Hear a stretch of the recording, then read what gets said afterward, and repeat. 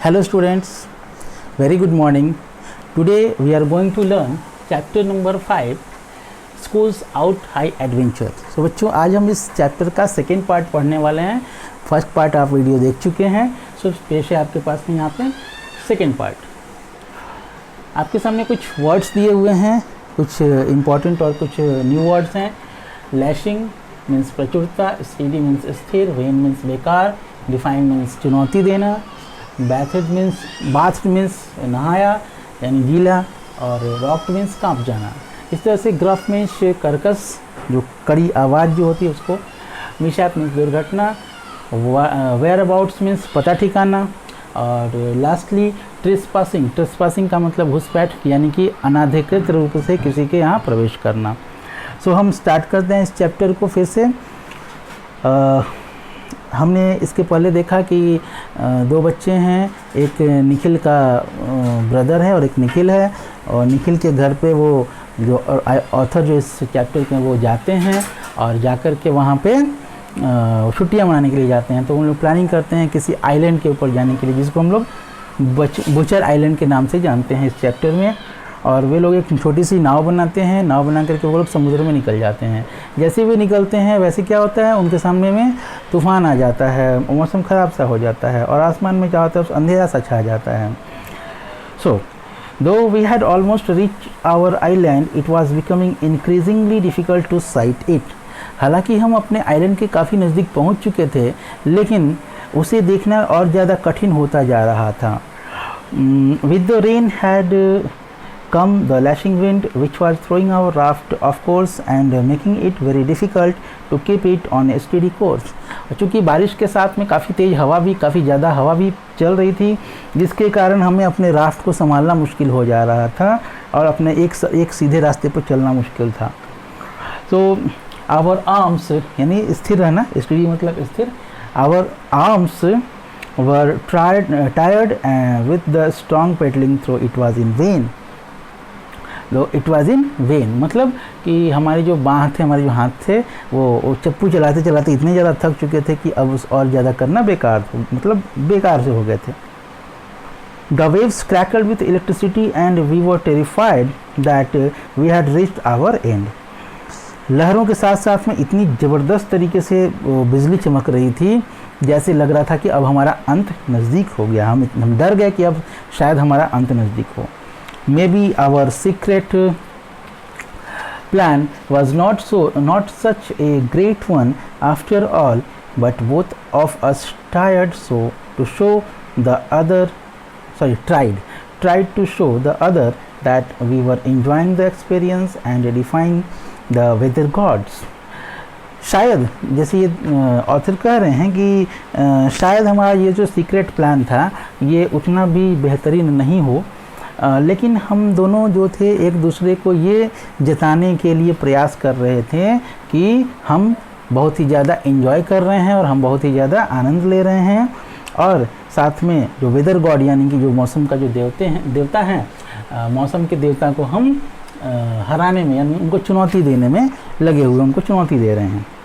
Just as we were giving up we reach the island Butcher Island. जैसे ही अब हम मतलब हारने ही वाले थे, वैसे ही अब हम पहुंच चुके थे उस आइलैंड पे जिसका नाम था butcher island. The Joy of achievements bath us.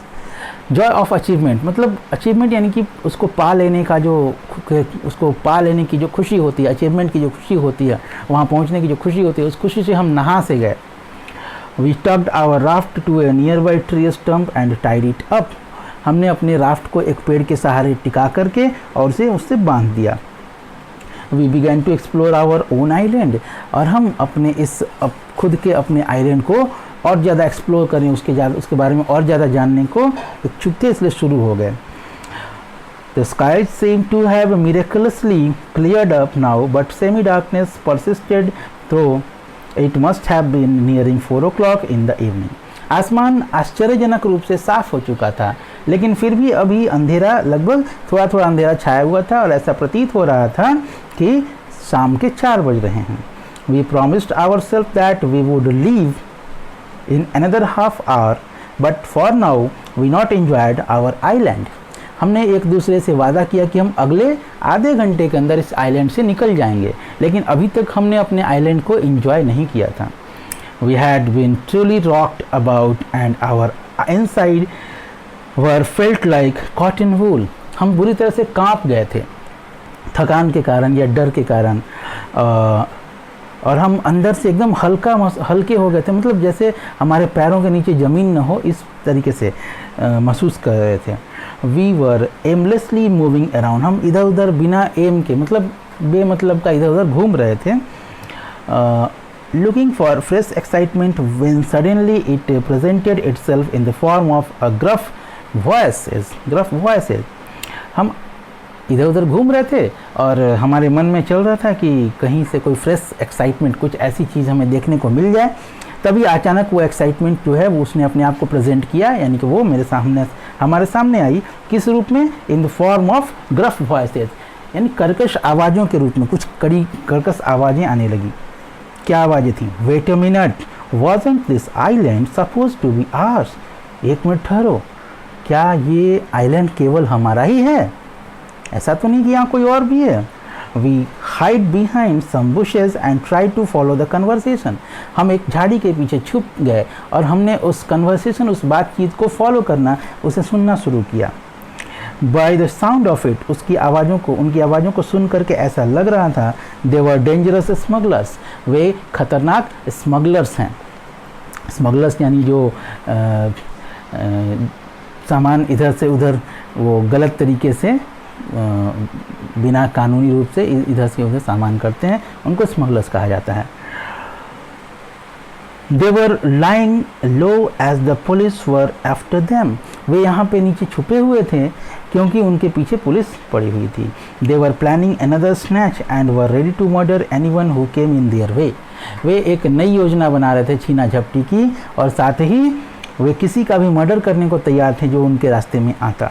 They sent the blood racing, that sent the blood racing through our veins and that it ran dry.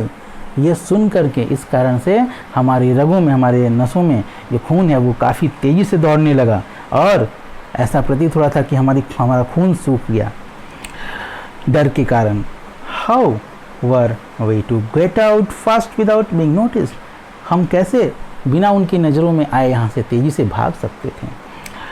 We started creeping towards our raft when all of a sudden a loud crackle ripped through the air. हमने वहाँ से छुप करके धीरे धीरे दबे पांव creep करना शुरू किया, यानी कि रेंग करके हमने वहाँ से भागना शुरू किया अपने राफ्ट के तरफ। तभी अचानक से एक बहुत ही तेज कड़कड़ाने की आवाज़ आई हवा में, एक कड़कड़ाहट से सुनाई दी। ये क्या था? What was that? I had stepped on a dry twig which worked its own magic. मैंने एक twig मतलब कहते हैं एक टहनी को कहते हैं, ड्राई ट्विग यानी कि सूखी हुई टहनी। मेरा पैर एक सूखी हुई टहनी के ऊपर पड़ गया था और उसने अपना कमाल दिखा दिया था। काफ़ी कड़कड़ाहट की आवाज़ आई थी। Now the dangerous men were alert and were breaking up to source out the trouble at hand. अब वो जो खतरनाक लोग थे वो अलर्ट हो चुके थे, सावधान हो चुके थे, और वे ये जो आवाज़ आई थी, जो खतरे की घंटी बजी थी, खतरे की आवाज़ आई थी, उसके सोर्स को खोजने में लग गए। Somehow we reached the raft, untied it, pushed it out into the water and were on our way without any further mishap. किसी तरीके से हम अपने राफ्ट तक पहुंचते हैं, राफ्ट तक पहुंचे, उसे खोला, उसे पानी में धकेला और अपने रास्ते पर बिना कोई मिसहैप के, बिना कोई आगे की दुर्घटना घटे हुए हमने अपना रास्ता पकड़ लिया समुद्र के रास्ते से। We kept looking back to see if we were being followed. और हम लगातार पीछे देख रहे थे कि कहीं हमारा पीछा तो नहीं किया जा रहा। After nearly 3 hours, तकरीबन 3 घंटों के बाद, roughly 7 in the evening, तकरीबन 7 बज रहे थे शाम के, we uttered a sigh of relief. हमारे चांद में जान आई, हमने एक चैन की सांस ली, आह भरी। We had reached our peaceful, boring, Goldward beach. हम उस पीसफुल, शांति प्रिय लेकिन बोरिंग से गोलवर्ड बीच पर पहुंच चुके थे। ओह हैप्पी डे, हे भगवान कितना खुशनुमा दिन। After tiring our raft to a tree stump, एक पेड़ के स्टम्प से, पेड़ के एक तने से अपने राफ्ट को बांधने के बाद we rushed home trying to be as normal as we possibly could, और हम घर पहुँचे, घर जा कर के अपने आप को नॉर्मल दिखाने की, सामान्य दिखाने की कोशिश, जितना ज़्यादा कोशिश कर सकते थे उतना किया। After all so much doesn't happen to anyone and that too all in a single day, क्योंकि किसी के साथ भी इतना सब कुछ, और वो भी एक दिन में, कभी नहीं हुआ होगा। This had to be our secret and it bonded us tighter, यह हमारा एक सीक्रेट था और इस सीक्रेट ने क्या किया था, ये एक रहस्य था और इस रहस्य के कारण ही हम दोनों के बीच में एक बॉन्ड बना, एक और ज़्यादा हम क्लोज आते गए और भी ज़्यादा बॉन्ड हो गए। After a good night sleep Nikhil and I decided to go to the local police and inform them of the whereabouts of the dangerous men who were trespassing on our island, Butcher Island.